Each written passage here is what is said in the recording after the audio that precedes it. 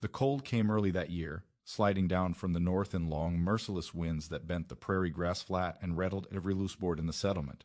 By mid-November, the mornings no longer began with frost, but with iron. Water buckets froze solid before dawn. The pump handles burned bare hands like hot coals, though they were sheathed in ice. Breath hung thick in the air inside cabins, drifting like pale smoke in rooms that never truly warmed. Men who had crossed oceans and buried children stood helpless before that cold. They could split oak until their palms bled. They could stack hickory shoulder high beside their doors.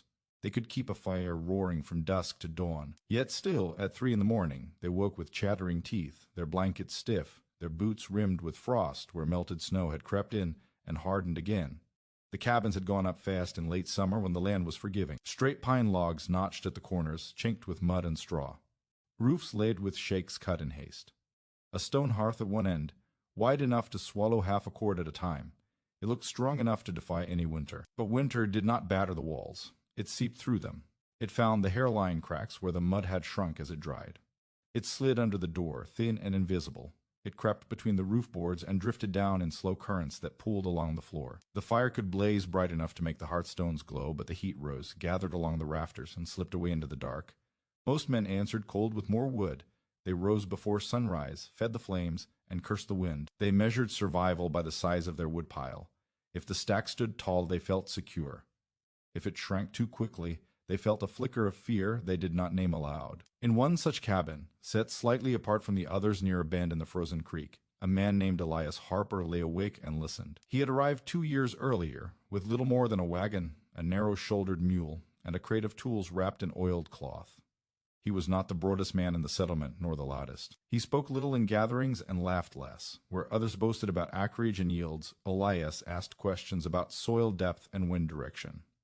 Now, as the cold deepened, he listened to his cabin the way a sailor listens to a ship in heavy seas. The wind pressed against the north wall in steady gusts, making the logs groan.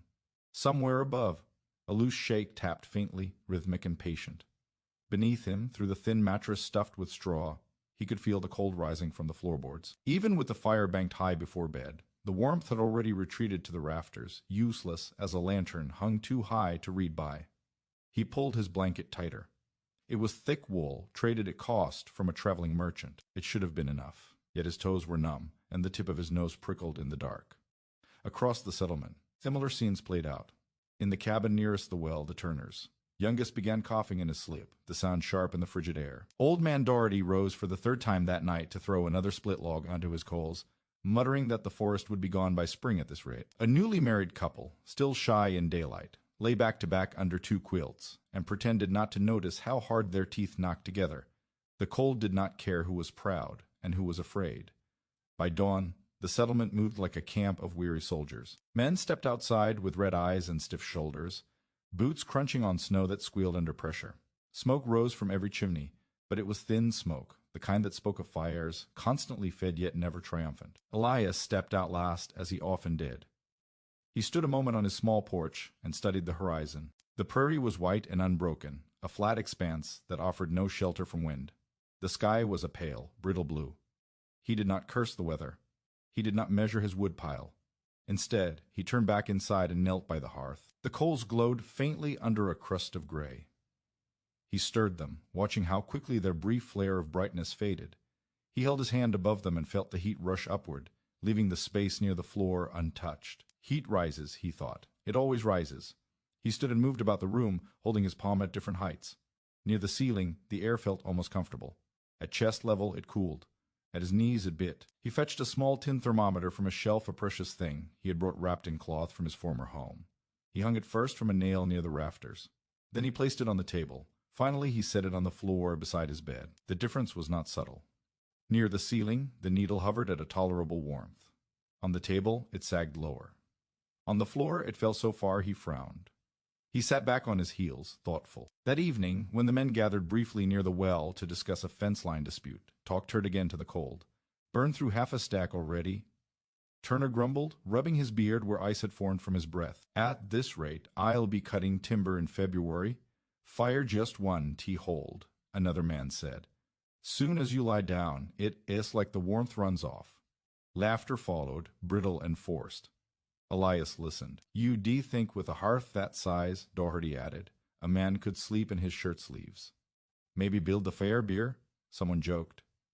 Sleep right inside it. More laughter. Elias, as eyes flicked toward the speaker, then back to the frozen ground. Sleep inside it.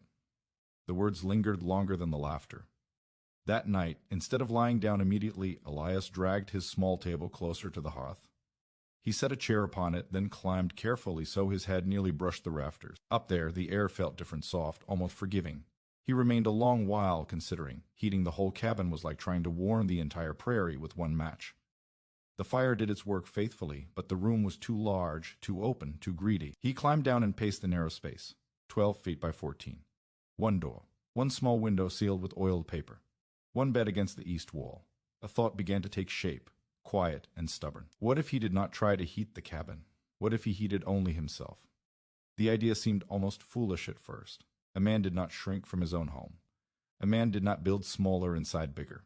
Yet he could not dismiss the numbers he had seen on the thermometer. The next morning, while others hauled wood, Elias walked to his small shed and studied his stack of spare boards. There were not many cut-offs from the cabin roof, a few lengths intended for shelving come spring. He measured them with his eye. At midday, as neighbors split logs in steady rhythm, Elias carried the boards inside. Turner noticed first. Adding a wall? He called across the yard. Elias gave a small shrug. Something like that. Better make it thick. Turner laughed. Cold has got teeth this year. Inside, Elias cleared space beside his bed. He worked without haste, but without pause, measuring, cutting, fitting. The sound of his saw joined the wind as, low moan, he built a narrow frame, long enough for his body, just wide enough to turn on his side.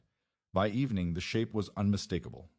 A box. Rough pine boards formed its sides. He left one long edge unattached, fashioning a simple hinge from leather straps so the top could lift and close. He sanded nothing. He painted nothing. Function guided every movement. When Turner stopped by at dusk to borrow a coal shovel, he froze in the doorway. What in God's name is that? Elias wiped his hands on a rag, a bed. Turner barked a laugh. Looks more like a coffin. The word hung in the air. Within a day, everyone had heard of it. The settlement had little entertainment beyond survival. A man building his own pine box in November provided ample diversion. By the third evening, two neighbors stepped inside under the pretense of returning a borrowed tool. They circled the structure openly. You planning on dying warm? One asked. Going to bury yourself each night, the other added. Elias met their grins with a calm expression. Just trying something? They shook their heads as they left. Outside, under the hard stars, laughter drifted across the snow. Inside, Elias lined the interior of the box with old wool sacks he had saved from grain shipments. He layered them thick along the sides and bottom. From a trunk at the foot of his bed, he took extra straw and packed it between the outer boards and an inner lining he had hastily nailed in place, creating a pocket of still air. He worked by lamplight until his fingers ached. When at last he stood back, the box did indeed resemble something meant for burial. Narrow, enclosed, final. He ran his palm along the edge and felt a flicker of doubt. But doubt was colder than pine. That night the wind sharpened further. Snow hissed against the walls. The thermometer on the table dropped lower than he had yet seen it. Elias banked the fire, modestly not the roaring blaze he might once have built, but enough to warm several stones he had placed near the coals. Before retiring, he wrapped two of those stones in cloth and set them inside the box at the foot. He lowered himself in carefully. The space fit close around his shoulders. He drew his blanket over himself, then reached up and pulled the lid down. Darkness enclosed him entirely. For a moment, a flicker of unease fluttered in his chest. The lid hovered inches above his face. The scent of pine and wool filled his nose. The world beyond reduced to the faint crackle of settling logs in the hearth. He left the lid slightly ajar, just enough for air. At first, the cold clung stubbornly to him. The boards themselves were chilled, and the straw mattress had not yet yielded its warmth. But he lay still. Minutes passed. His breath, trapped in the confined space, no longer drifted upward and away. It lingered. The warmth from his body met the warmth from the stones and did not immediately escape. The wool lining held it close, reflecting it back. Gradually the air changed. His toes tingled, then softened. His hands tucked against his chest ceased their trembling. The tip of his nose no longer burned. He reached carefully to the small thermometer he had placed inside beside him. He held it near his face, waiting for the needle to settle. Outside the box, the cabin remained vast and vulnerable, its warmth pooling uselessly above. But inside the narrow chamber, the air thickened with retained heat. He could feel it distinctly now, the difference between fighting the cold and containing warmth. For the first time in weeks, his jaw unclenched. Outside, the wind battered the walls as before. Frost formed along the window's edges. In neighboring cabins, men rose to feed fires and cursed under their breath. But Elias did not rise. He slept. And while the settlement endured another night of brittle cold, a small pocket of warmth held steady within a pine box against the east wall of a modest cabin by the frozen creek. Morning would bring question. Morning would bring proof. But in that first long stretch of uninterrupted rest, none of that mattered. The cold still ruled the prairie. It simply did not rule him in quite the same way anymore. By the second evening, the box had acquired a reputation before it had proven itself. Word traveled quickly in a settlement where every man's labor was visible and every change invited commentary. Cabins stood within shouting distance of one another, and smoke rising at odd hours or the sound of unfamiliar hammering drew eyes as surely as a gunshot. When Elias Harper carried the last of the spare boards inside and shut his door against the wind, 3 men watched from Turner's yard, arms folded, breath rising white in the dusk. It did not look like a bed. That was the first and loudest judgment. A proper bed, even in a rough cabin, was open to the room. A frame, a straw tick, a pair of wool blankets if a man was fortunate. It might sit against the wall to block a draft, but it did not hide. It did not enclose. It did not resemble a pine box sized with unsettling precision to its owner's shoulders. Elias knew what it looked like. He had measured it carefully 6 feet in length, just shy of 2.5 feet across, sides rising to his chest when he sat inside. A lid, fashioned from joined planks reinforced with 2 cross braces, lifted on their hinges he had cut from an old harness. A simple wooden peg served as a latch from the inside, not to lock it, but to keep it from shifting in the wind that crept through the cabin at night. When Turner finally crossed the snow and knocked, once before pushing the door open, he did not pretend to be subtle. "You serious about sleeping in that thing?" Elias glanced up from where he was tacking an additional strip of wool along the interior seam. "That's the plan." Turner stepped closer, boots thudding on the frozen boards. He leaned over the open lid and peered inside as if expecting to find satin lining and brass handles. "Looks tight," he muttered. "You planning to fold yourself in half?" "I fit," Elias said evenly. Turner snorted. "You'll suffocate. I'll leave a gap. Draft L comes straight in your face. Not much draft inside a box." Turner straightened and rubbed his gloved hands together. "You know what folks are calling it?" Elias did not answer. "They were calling it your coffin." A small smile touched Elias's mouth, not amused so much as acknowledging inevitability. Better a warm coffin than a cold bed. Turner laughed at that, loud and delighted. "You'll see. Cold has got a way of humbling clever ideas." He left shaking his head. But he told everyone. By nightfall, the settlement had grown restless with curiosity. Doherty stopped by under the excuse of returning a borrowed auger. The Miller brothers wandered close while hauling wood, slowing their steps as they passed Elias's window. Even Mrs. Turner, who rarely concerned herself with the innovations of other households, peered from beneath her shawl when Elias stepped outside to fetch more straw. They had all endured the same misery for weeks' fires that demanded constant feeding. Sleep broken into thin fragments, mornings that felt like recoveries from battle rather than rest. The idea that a simple wooden structure might change that bordered on insult. If it were so easy, someone would have thought of it before. Inside the cabin, Elias ignored the attention and worked with deliberate care. He added a second interior layer to the lid, creating a shallow cavity between outer and inner planks. Into that space he packed dry straw, pressing it tight to eliminate voids where air might circulate freely. He sealed the edges with strips of cloth dipped in melted tallow, forming a crude barrier against drafts. The interior walls received similar treatment. He nailed thin slats along the inside to hold the wool lining in place, ensuring it would not sag or pull loose in the night. At the foot of the box, he fashioned a small compartment nothing more than a recessed nook, where heated stones could rest without rolling against his legs. As he worked, he spoke softly to himself, testing the logic aloud. "Small space," he murmured. "Less air to warm, less surface to lose it." The cabin, by contrast, swallowed heat greedily. He had measured it near the rafters, warmth lingered near the floor, cold pooled. The fire's labor was squandered on volume rather than necessity, but here, inside this narrow chamber, his own body would be the primary furnace. On the third evening, a light knock came at the door after supper. Elias opened it to find the Miller brothers standing shoulder to shoulder, identical grins splitting their wind-reddened faces. "We hear you were burying yourself nightly," one said. "Thought we'd pay respects," the other added. Elias stepped aside, letting them in.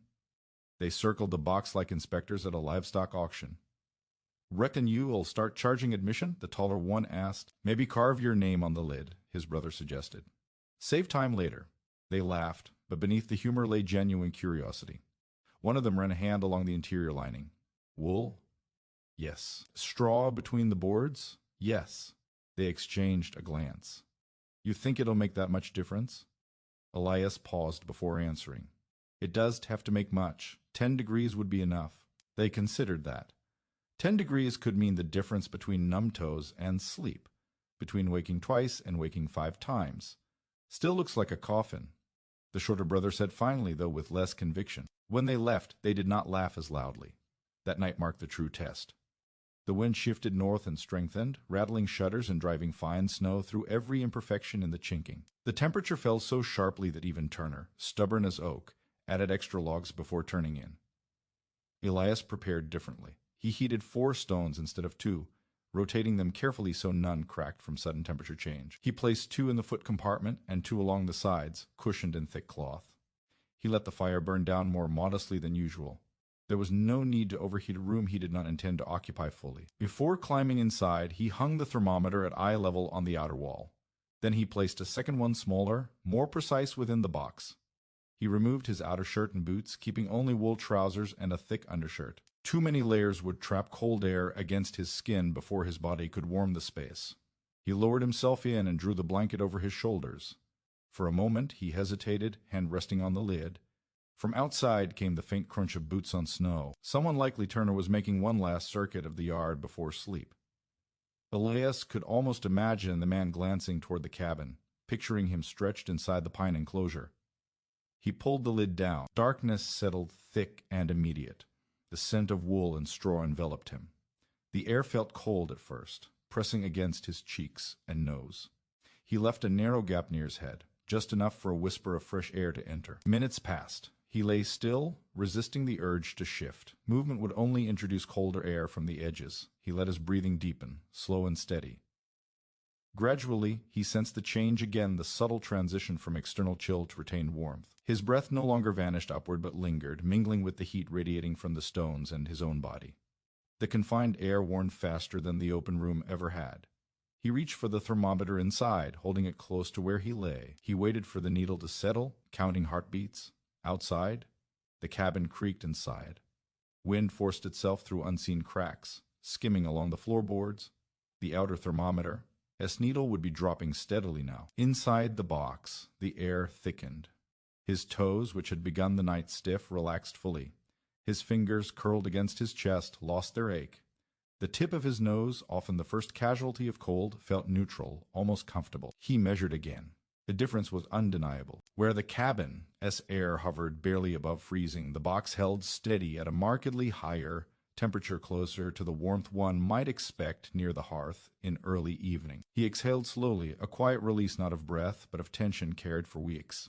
The lid, once ominous in its resemblance to a coffin, now felt protective. Enclosure was not confinement, it was control. He slept longer that night than he had since autumn's first frost. When he woke, pale light seeped through the small gap near the lid. For a moment, he did not recognize the sensation rest without ache. He pushed the lid open. Cold rushed in instantly, biting at his face. The contrast was startling. He sat up and glanced toward the outer thermometer. The needle sat far lower than the one inside had shown moments before. He dressed quickly and stepped outside. Turner was already there, splitting wood with visible irritation. Frost clung to his beard. His eyes looked shadowed from broken sleep. "Well?" Turner called. "Still alive in there." Elias nodded. Slept. Turner leaned on his axe. "Warm?" "Warmer." "How much warmer?" Elias considered. He could have offered the number plainly. Instead he said, "Enough." Turner grunted, unimpressed. But he watched Elias more closely that day. By afternoon, the story had shifted slightly. No longer was it merely a coffin. It was a coffin that might work. That evening, Doherty arrived uninvited, carrying his own thermometer. "Mind if I take a look?" he asked. Elias stepped aside. Doherty examined the construction carefully, running thick fingers along seams and corners. He tapped the lid, nodded at the straw insulation, and peered into the foot compartment. "You measure it?" he asked. "Yes." "How much?" Elias told him. Doherty's brows lifted. "That's so." He stood silent a long while. "My Martha has been waking with her hands near frozen," he said finally. "Firewood keeps steady through the night." Elias said nothing. Doherty cleared his throat. Reckon I might try something similar. Not so narrow, perhaps. She donned take kindly to tight spaces. A faint smile crossed Elias's face. Make it wide enough. Doherty nodded and left. The laughter that had greeted the box 2 nights earlier faded into something else calculation. Still, not everyone was convinced. The Miller brothers attempted humor again that evening as they passed by. Don, get too used to it, one called.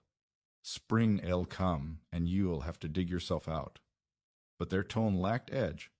Inside his cabin, Elias adjusted the lid slightly, refining the gap for airflow. He added an extra strip of wool along the hinge side to reduce leakage. Each modification was small, deliberate. He was not trying to prove a point. He was trying to sleep. And each night the pattern held. The cabin remained cold, the fire modest, the wind persistent. Yet inside the narrow pine chamber, warmth gathered and stayed. By the end of the week, 2 other cabins had begun similar constructions. Turner held out longest. But even he, on a particularly brutal night when the temperature plunged lower than any before, stood outside Elias, as door at dusk, hat in hand. Suppose, he said gruffly, you show me how you packed that straw. Elias stepped aside without a word. Behind them, the wind moved across the prairie, indifferent and relentless. Inside, in the corner where mockery had once echoed loudest, stood the pine box plane, narrow and no longer merely a coffin in the eyes of the settlement.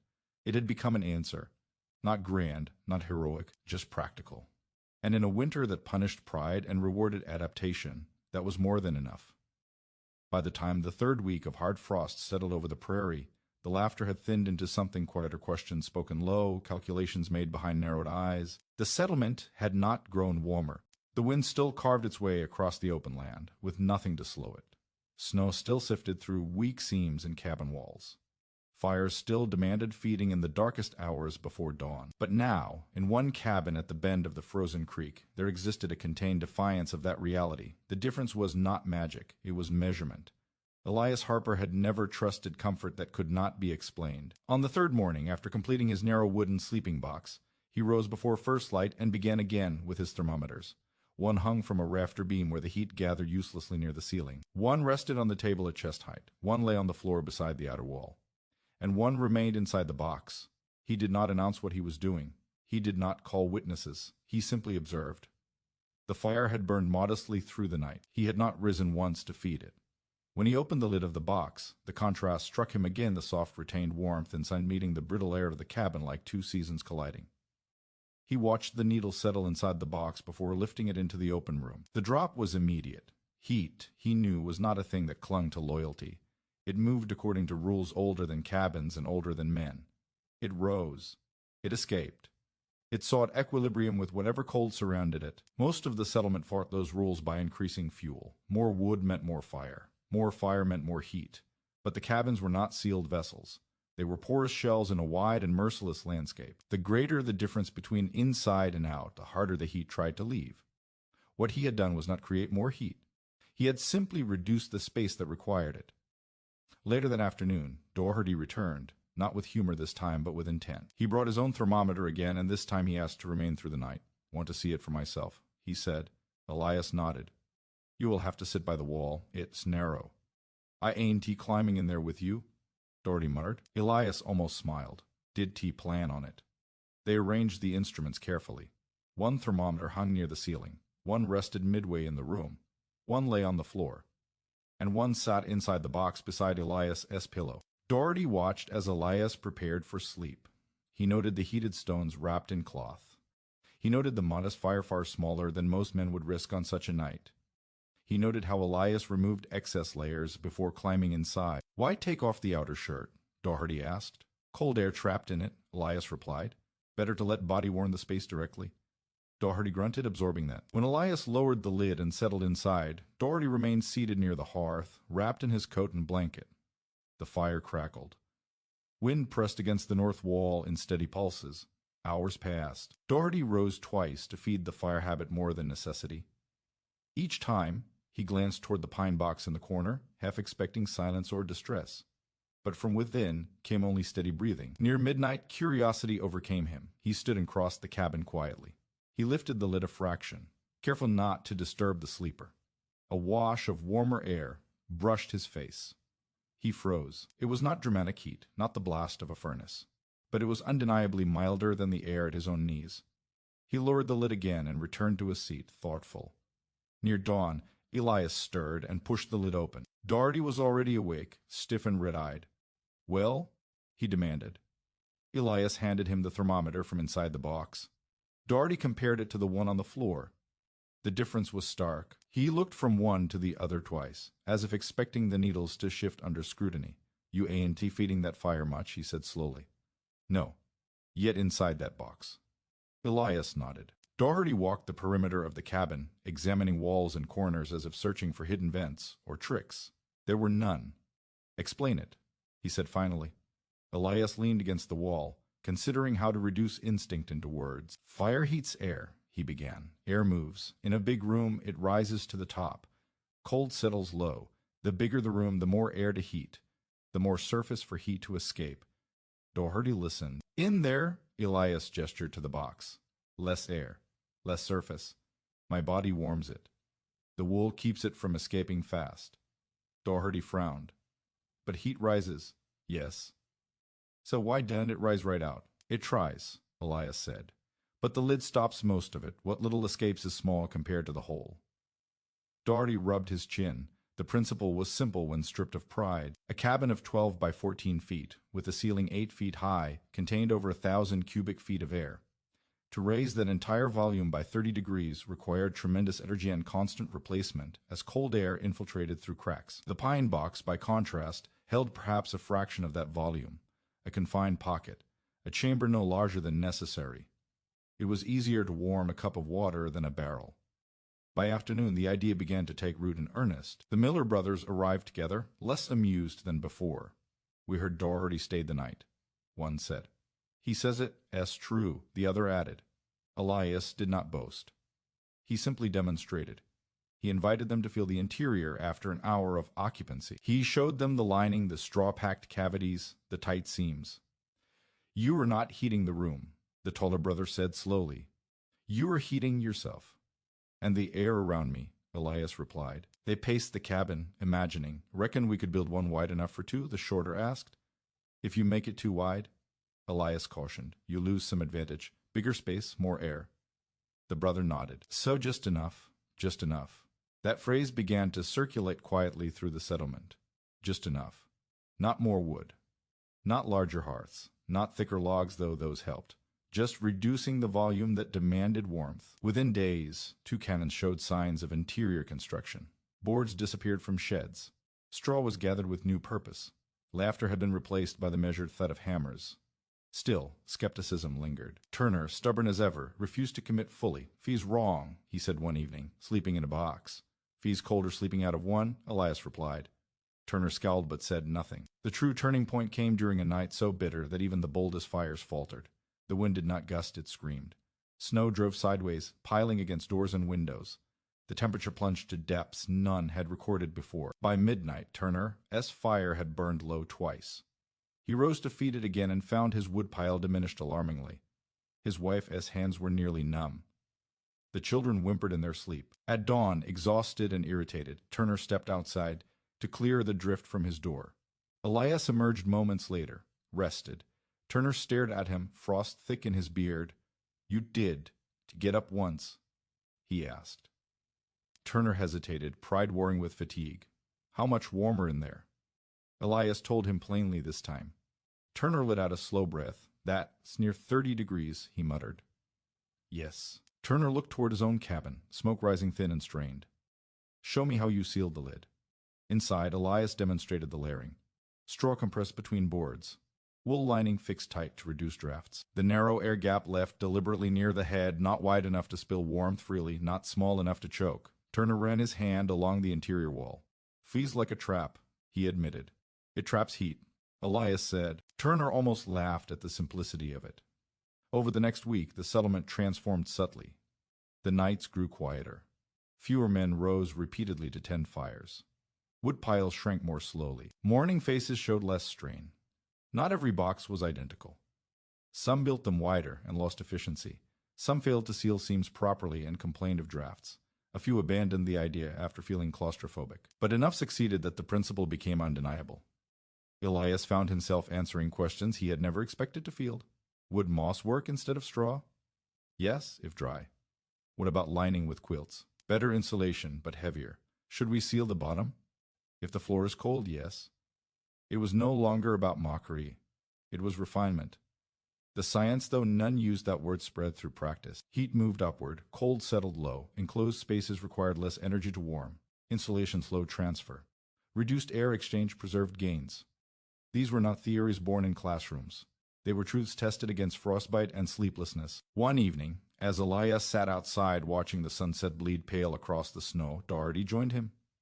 "You realize," Doherty said slowly, "you did, to invent warmth." Elias smiled faintly. "But you changed how we use it." Elias considered that. He had not set out to change anything beyond his own discomfort. Yet by shrinking his problem to its essential size, he had altered the settlement, its approach to winter. The cold still ruled the prairie. It still gnawed at walls and windows. It still demanded respect. But now, within the wooden shells scattered across the snowbound land, small pockets of retained warmth resisted quietly each night, not through greater force, through smaller space. And as the wind continued its endless passage across the open fields, it found something new within those cabins, not stronger fires, not thicker smoke, but carefully contained chambers where human heat no longer fled so easily into the dark. The night the settlement stopped laughing began like every other bitter evening that winter quieted first, almost deceptively still. The sky cleared just before dusk, stripping away the low cloud cover that sometimes held a trace of warmth near the earth. Without it, the cold deepened with ruthless efficiency. The air grew sharp and metallic, the kind that made nostrils sting with every breath. Smoke from the chimneys rose straight upward instead of drifting, a sure sign that the temperature would plunge hard once the sun disappeared completely. By sundown, frost had already begun creeping across the inside edges of window panes. Turner noticed it first in his cabin. He ran a thumb along the lower corner of the glass substitute oiled paper stretched tight, and watched a thin crust of white form, again almost immediately. "Going to be a cruel one," he muttered. Across the settlement, similar observations were made without words. Extra logs were hauled inside. Hearths were stoked higher than usual. Supper was eaten quickly, as if lingering at the table invited the cold to settle deeper into bones. Elias Harper followed none of those rituals in excess. He did not ignore the signs, he respected them. But he did not attempt to overpower what he had already learned could not be beaten by volume alone. He added a measured amount of wood to his hearth, enough to heat several stones until they radiated steady warmth, but not enough to waste fuel chasing unreachable comfort in open air. The pine sleeping box stood in its corner against the east wall, plain and unremarkable in the fading light. It had lost some of its novelty in recent days. 2 other cabins now contained similar structures, but skepticism lingered among a few holdouts, and tonight, without anyone planning it, the settlement would test the idea under the harshest conditions yet. By full dark, the temperature had dropped so swiftly that water left near the hearth began forming ice crystals along its rim. Wind returned after midnight, not in gusts but in a steady, relentless push. It pressed against the north sides of cabins, testing every seam, probing for weakness. Snow hissed across the frozen ground like dry sand. In Turner's cabin, the fire burned hot, too hot. He had overfed it, determined not to be outmatched. The hearthstones glowed faintly red, and the air near the ceiling was stifling, but near the floor, where his children slept beneath quilts, cold pooled like invisible water. By 1 in the morning he'd risen twice to feed the flames. Each time he lay back down, the warmth seemed to vanish within minutes. Across the creek bend, Elias prepared as he always did now.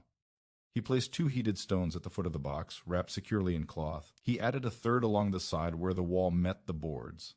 He adjusted the narrow air gap near the lid, ensuring ventilation without inviting a draft. Then he extinguished the lantern, climbed inside, and lowered the lid. The cabin beyond the box remained vast and vulnerable. The fire crackled faintly, then softened as the logs settled. Inside the box, darkness enveloped him, thick and immediate. At first, the air felt cold against his cheeks. The wooden boards retained the chill of the room, but he remained still, breathing evenly, letting his body begin the work it now understood. Heat radiated outward from his chest and limbs. The confined air absorbed it quickly. The wool lining slowed its escape. The straw-packed walls resisted the pull of the colder cabin air beyond. Within minutes, the air inside shifted from biting to tolerable. Within 20 minutes, it shifted from tolerable to distinctly warmer than the space outside. He could feel the difference not only on his skin but in the way his muscles relaxed without tension. His jaw unclenched. His toes, which once stiffened nightly, softened entirely. He reached for the thermometer placed beside him and waited. The needle climbed steadily, settling at a number that, only weeks ago, would have seemed impossible for that cabin at such an hour. Outside the box, frost thickened along the interior wall boards. In Doherty's cabin, Martha woke with a start near 2 in the morning, shivering. She rose to stir their fire and noticed ice forming along the base of the water bucket despite the blaze. Doherty, remembering his night in Elias's cabin, rose without a word and crossed to the wooden enclosure he had built days earlier. He lifted the lid slightly and slid inside beside his wife, who followed hesitantly. It felt strange, cramped. But within minutes, they both sensed the shift. Turner did not yet have a box. He resisted longer than most, pride woven tightly into his habits. But tonight, even pride struggled against exhaustion. At 3 in the morning, he rose again to feed the fire. His woodpile had shrunk alarmingly. He glanced toward the far corner of his cabin, where boards leaned unused against the wall. He stared at them a long time before returning to bed. By 4, the wind intensified. It howled along the eaves and forced fine snow through the smallest imperfections and chinking. The cabin walls creaked under pressure. The fire in Turner's hearth burned bright but consumed wood rapidly. In Elias's cabin, the fire had long since diminished to a steady bed of coals. Inside the pine box, warmth held. He slept uninterrupted. When dawn finally edged pale gray along the horizon, the settlement stirred slowly. Doors opened against snowdrifts hardened by wind. Men stepped outside with stiff movements and hollow eyes. Turner emerged first, his face drawn and irritable. He stamped his boots against the porch to knock off packed snow and squinted toward the creek bend. Elias's door opened moments later. He stepped out calmly, breath rising in a steady plume. His eyes were clear, his shoulders loose. Turner studied him carefully. "You up all night?" Turner called. "No," Elias replied. Turner frowned. "Fire went out?" "Mostly." Turner stared. "You were telling me you slept through that." "Yes." Turner hesitated, then walked across the snow without another word. Inside Elias's cabin, the air was cold, undeniably cold. Frost clung to the lower half of the walls. The outer thermometer hung near the table, its needle sitting at a number that would have sent most men scrambling for more wood. But beside the pine box lay the interior thermometer. Elias handed it to Turner silently. Turner held both instruments side by side. For several long seconds, he said nothing. The difference was dramatic, close to 30 degrees. 30 degrees between sleeping inside the box and lying exposed in the open cabin air. Turner looked toward the pine enclosure, as if seeing it for the first time. "You were telling me," he said slowly, "that while we were feeding fires all night, you were in there, near 70? "Near enough," Elias replied. Turner ran a hand through his frost-stiff beard. "That is near summer." Elias did not correct him. Outside, other neighbors began gathering, drawn by the sight of Turner standing inside Elias's cabin at dawn. Doherty arrived next, eyes bright despite the cold. "It held," he announced before anyone asked. "Martha did wake once." The Miller brothers followed, carrying their own thermometer readings scribbled onto a scrap of paper. 28 degrees difference, one said breathlessly. 28. "Near 30, the other added. The number passed from mouth to mouth like a shared secret. 30 degrees. In a winter where 10 degrees could mean survival, 30 bordered on miraculous. Turner, still holding the instruments, let out a low whistle. "Why did we think of this before?" Elias shrugged slightly. "We were trying to heat the whole room." Turner looked around the cabin, the high rafters, the empty upper air thick with useless warmth that had escaped overnight. "All that heat up there," he muttered. "Wasted." He walked to the box and ran his hand along its lid. It no longer resembled a coffin in his eyes. It resembled a solution. That morning, more than any speech or argument could have achieved, the numbers settled the matter. Men who had mocked openly now measured silently. They examined seams in their own cabins, calculated available boards, considered straw supplies. The cold had delivered a verdict. Through the day, conversation shifted entirely. No longer did they speak of larger fires or thicker logs. They spoke of space of volume, of insulation, of ceiling drafts. "Does it matter how tall the lid is?"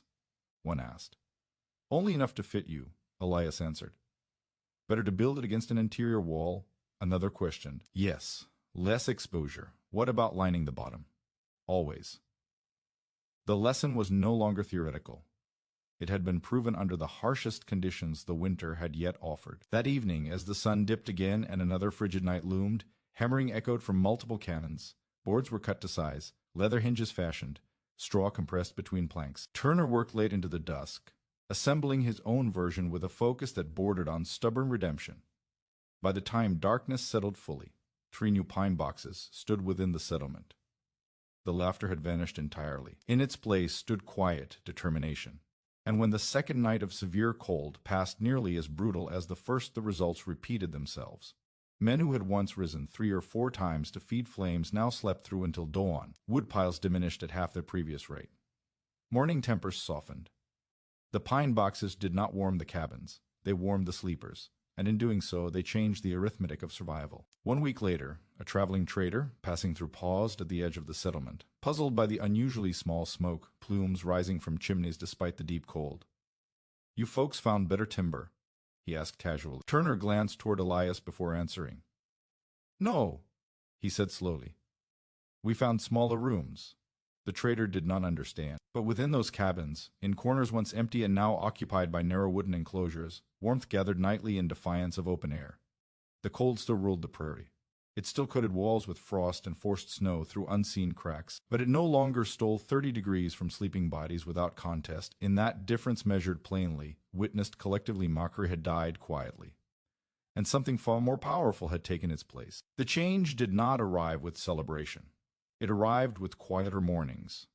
Within a week of the brutal cold that had settled the matter, the settlement no longer sounded the same at night. Where once doors creaked open at irregular hours and axes struck wood in frustrated bursts before dawn, now there was stillness. Fires were no longer stoked in panic. Boots no longer thudded across frozen floors at 2 and 3 in the morning. The pine boxes once mocked as coffins stood in the corners of nearly every cabin. They were not identical. Turner S. was broader and heavier, built from thicker planks than Elias S.'s original design. Doherty S. included a padded interior stitched by Martha, who insisted that if she were to sleep enclosed, it would not be against bare boards. The Miller brothers constructed 2 narrow boxes side by side, separated by a thin partition, claiming they preferred elbow room even in innovation. But the principle remained intact. Small space, trapped warmth, reduced waste. The first to admit openly that they had been wrong was not Turner, as many expected. It was one of the Miller brothers, the taller one, who had laughed loudest that first week. He stepped into Elias' cabin one afternoon carrying a small sack of dried apples. "Peace offering," he said, placing it on the table. "For what?" Elias asked. "For calling your bed a coffin." Elias allowed himself a faint smile. "It still looks like one." "Maybe," the brother replied, "but I ain't. He never slept so well in January." Word of improved sleep traveled faster than numbers ever could. It was not merely warmth that convinced the holdouts, it was rest. Faces that had been drawn in gray now showed color again. Tempers softened. Arguments over fence lines and feed stores lessened. The cold still demanded respect, but it no longer robbed men of clarity. One evening, a small group gathered in Turner's cabin not to mock, but to compare. They brought thermometers, notes scribbled on scrap wood, and observations. 29 degrees difference last night, Doherty reported. 32 in ours, Martha added quietly. Only 25 in mine, Turner admitted. Think I left too much gap near the lid. Elias listened as they spoke. They were no longer questioning whether it worked. They were refining how well it worked. Turner described how he had added an extra layer of moss between his boards after noticing slight drafts along the hinge. The Miller brothers experimented with placing heated stones not only at the foot but along the sides, discovering that balanced placement prevented uneven warmth. Martha suggested sewing removable wool liners, so they could be dried near the hearth if dampness ever crept in. What had begun as one man, solution had become a shared project. Outside, wind swept across the prairie as relentlessly as before. Snow piled against cabin walls. The season had not softened, but inside something had shifted in the way the community approached hardship. They began speaking of efficiency instead of endurance. Instead of boasting about how much wood they could burn, they compared how little they needed. Turner calculated his remaining stack and realized he would likely carry surplus into early spring of first since settling the land. That alone makes it worth it, he admitted grudgingly. Elias nodded. Less cutting in February. That winter, wood cutting had been the settlement's heaviest burden. Long hours in biting wind, hauling logs across frozen ground, splitting until hands cracked and bled. Reducing that demand meant more than comfort, it meant preserved strength. The pine boxes were no longer curiosities. They were tools. Yet not everyone adopted them smoothly. One family attempted to build an oversized version large enough for 3 children. The result failed to retain sufficient warmth. The increased volume diluted the advantage. Elias explained gently that the principle depended on minimizing airspace. Just enough, he reminded them. They rebuilt smaller, 2 side by side instead of 1 large chamber. The difference was immediate. Another neighbor complained of condensation forming along the interior boards. Elias recommended widening the ventilation gap slightly to allow moisture to escape without sacrificing too much heat. Each challenge brought deeper understanding. They began to recognize patterns: heat generated by the body radiated outward in all directions, insulation slowed its loss, trapped air warmed quickly but could become stale without controlled exchange. Though none of them used formal scientific language, they were practicing thermodynamics by instinct. One particularly cold morning, a traveler arrived unexpectedly, a trapper passing through on his way south. He requested shelter for the night, offering pelts in exchange. Turner housed him. When the trapper saw the narrow wooden box in the corner, he raised an eyebrow. "Burying your dead indoors now?" he asked. Turner laughed, not mockingly this time, but knowingly. "Climb inside," he said. "You all see." The trapper hesitated but did as told. Within minutes, his skeptical expression softened. "Feels like a bedroll in a tent," he admitted. "Only better," Turner grinned. 30 degrees better. By morning, the traveler had declared it the most restful winter sleep he'd had in years. He asked detailed questions before departing, promising to try something similar in his own trapping cabin. Thus, the idea began traveling beyond the settlement. It did not carry Elias's name. It carried the concept, contained the heat. As the weeks passed, refinements continued. Some residents began experimenting with curtains draped around their boxes, adding an extra layer of trapped air between enclosure and cabin. Others elevated their boxes slightly off the floor to prevent direct contact with the coldest boards. Martha discovered that placing a folded wool blanket over the lid further reduced heat loss overnight. The Miller brothers added simple wooden braces to prevent warping from humidity changes. Each improvement spread quickly. The settlement, once unified only by shared hardship, now shared innovation. One evening, as snow fell softly outside, Turner sat beside Elias at the hearth. "Reckon we were fools," Turner said bluntly. "For laughing?" Elias asked. "For thinking bigger fire meant better solution." Elias poked gently at the coals. "Fire, es honest," he said. "It does what it can, but we were wasting it." "Yes." Turner stared at the pine box across the room. "Strangest thing," he murmured. "All this time we've been building bigger cabins, higher ceilings, never thought about making something smaller inside." Elias did not respond immediately. "It ain't about shrinking from winter," Turner continued. "It is about meeting it smarter." That sentiment began to define the remainder of the season. They did not abandon their hearths. They did not pretend the cold was conquered, but they no longer treated warmth as something achieved only through brute force. The children adapted fastest.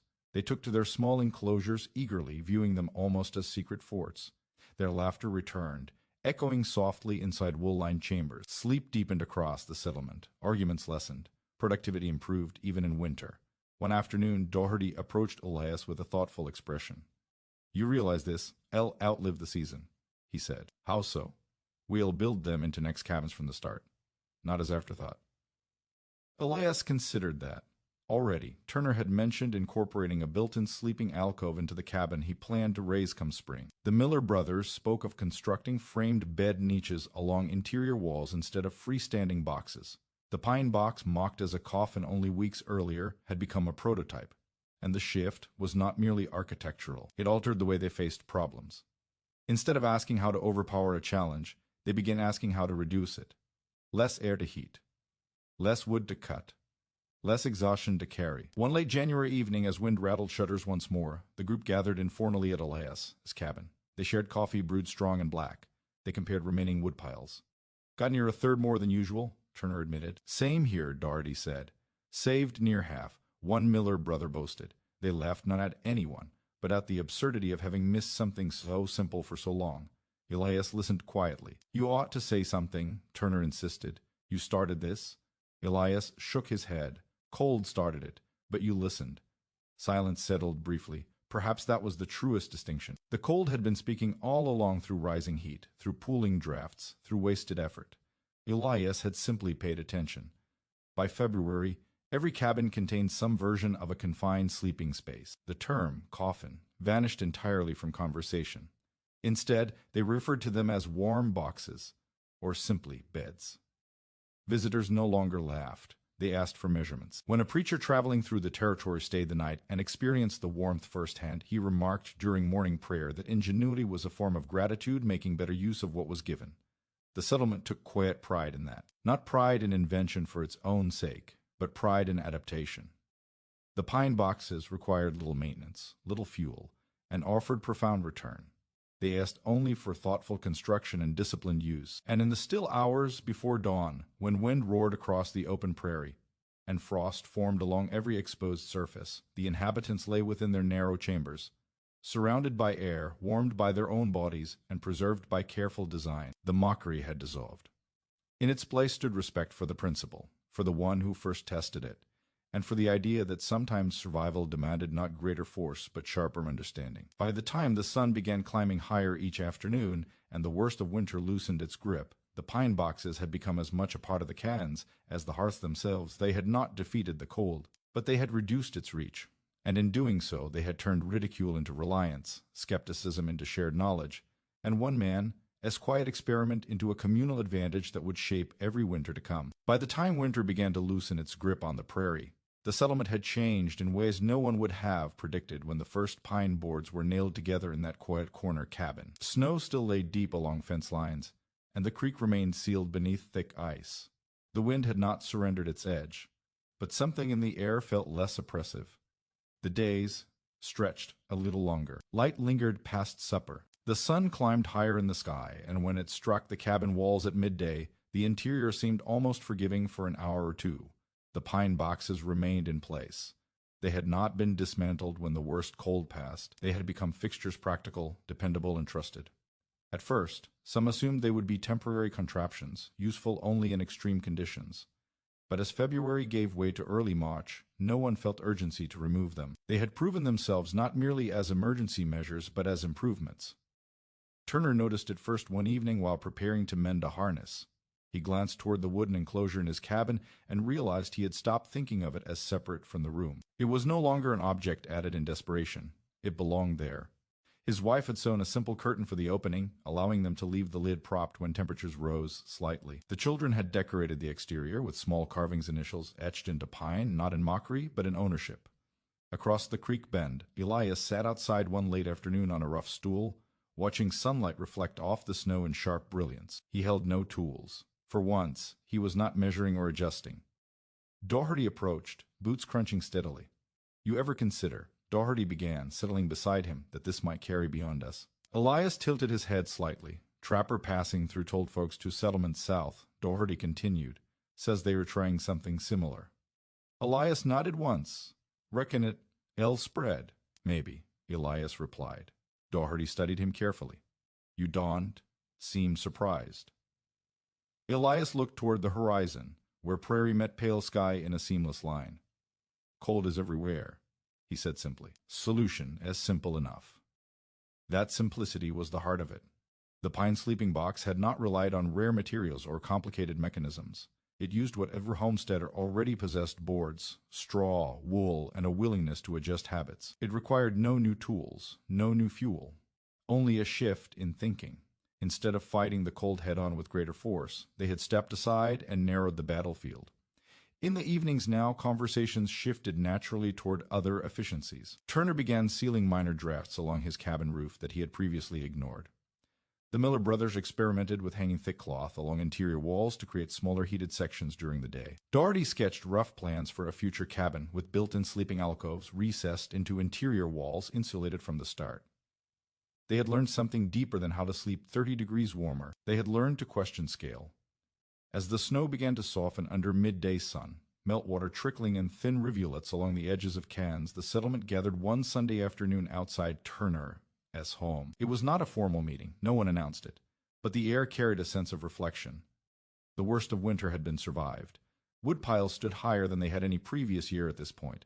No one had suffered frostbite beyond minor incidents. Children, as coughs had lessened as nights grew warmer and more stable. Turner leaned against his porch post, arms crossed. "Reckon we owe you something," he said toward Elias. "For what?" Elias asked. "For not letting us burn half the forest down." Laughter rippled gently through the group. Elias shook his head. "You built them yourselves?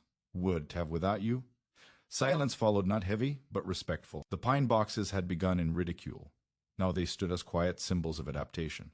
One of the younger settlers, newly arrived late in autumn and having adopted the design, almost immediately spoke up. "Strangest thing," he said. "When I told my brother back east about it in a letter, he wrote back saying they use bed curtains for the same reason. 4 posts, heavy drapes, keeps heat close." Martha nodded. "My grandmother spoke of that, sleeping in enclosed beds in winter." The realization dawned slowly among them. What they had rediscovered was not entirely new. Across continents and centuries, people had found ways to reduce heated space at night: canopy beds, bed curtains, box beds built into stone cottages. Innovation, it seemed, often meant remembering what worked before. Elias listened as these connections surfaced.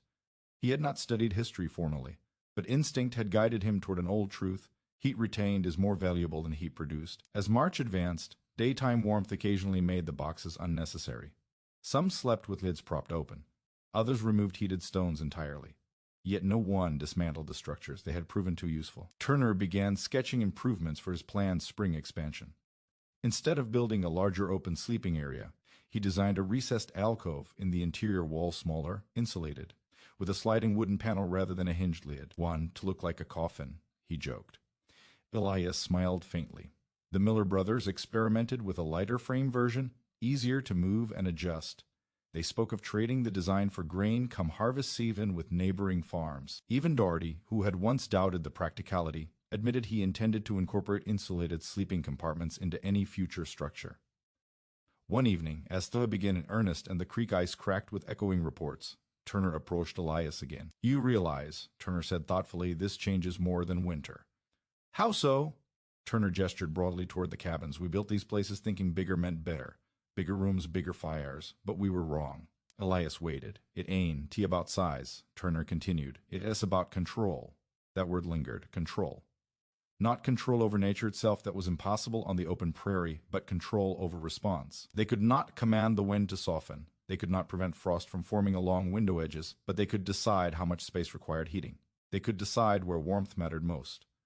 In doing so, they reclaimed a measure of agency. By late March, snow retreated in patches, mud replaced drifts. The first signs of grass emerged beneath thinning white cover.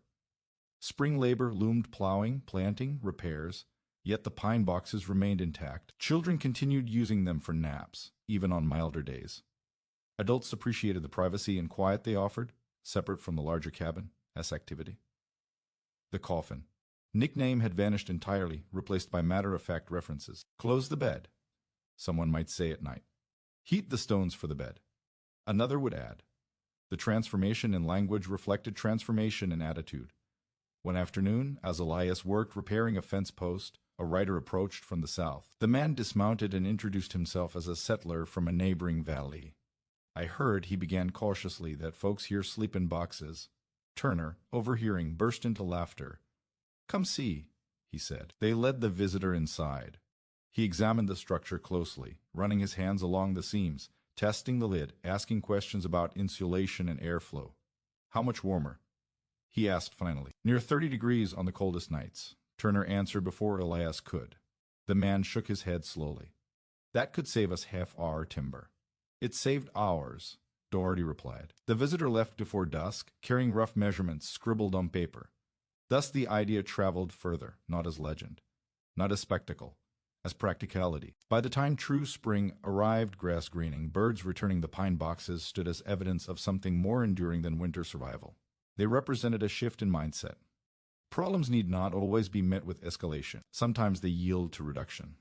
Elias reflected on that quietly one evening while sitting alone near the creek, now flowing freely beneath thinning ice. He had not sought recognition. He had sought rest. Yet his small act of questioning why heat the whole cabin had altered the course of a season for everyone around him. Mockery had been swift, acceptance slower, reliance inevitable. He thought of the first night inside the box, the uncertainty, the darkness pressing close, the faint scent of pine and wool. He had not known then that others would follow. He had only known the numbers. Heat rises, air escapes. Smaller space warms faster. Simple truths, overlooked until necessity made them visible. Behind him, cabins stood in uneven rows against the open prairie, smoke drifting lazily from chimneys now used less desperately than before. Inside each, in corners once empty, rested narrow wooden enclosures that had quietly rewritten their relationship with winter. The cold would return next year. It always did. But when it came, it would meet a settlement better prepared not with larger fires, but with sharper understanding. And somewhere in that preparation, in the shift from ridicule to respect, from excess to efficiency, lay the true legacy of the so-called coffin bed. It was never about a box. It was about learning that survival sometimes depends not on expanding strength, but on narrowing focus. Not on conquering the cold outright, but on claiming a small, controlled space within it, and holding that space steady through the longest night.